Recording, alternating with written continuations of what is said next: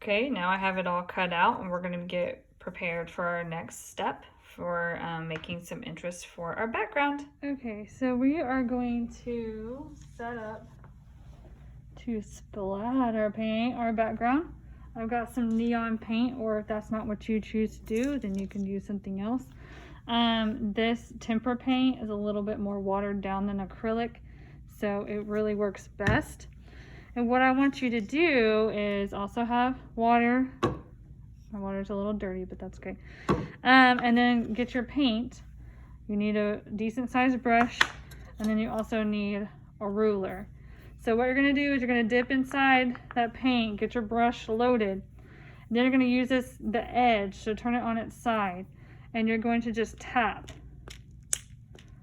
Okay, so that gives it some sprinkles. At no point should you be slinging paint on your neighbor, so try to keep it contained.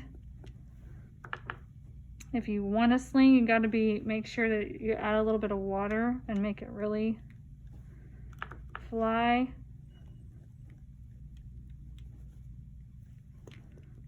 Tapping really helps the dots form though.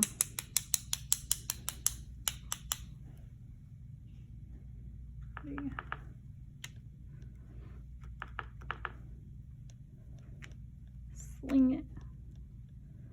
Still controlled. I'm not like throwing it because at a distance, but you can kind of have more of that line going on if you want, or just tap it, keeping it pretty close.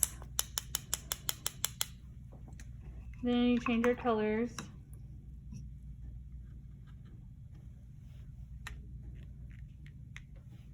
Tap it. So there's kind of a difference. It depends on what you want to do. You just have to really be careful that your neighbor is not having their piece like right next to you, and then they don't want paint flung onto them. So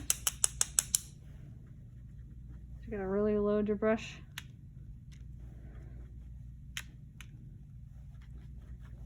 Abstract art. So there's a famous artist known by Jackson Pollock.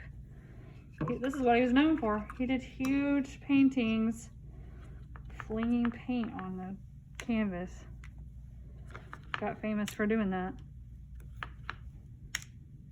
That yellow looks pretty cool.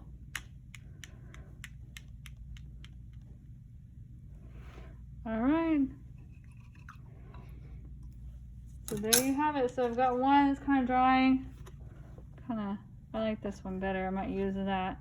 And where it's wet, the paper is wet, the black looks a little bit different, but it's okay because we're going to be putting our piece on top of it. All right, let's get set up. You have to have newspaper. If you get any on the table like I did here, you can use your finger and wipe it on the newspaper, or just get a sponge and clean it up before the end of class.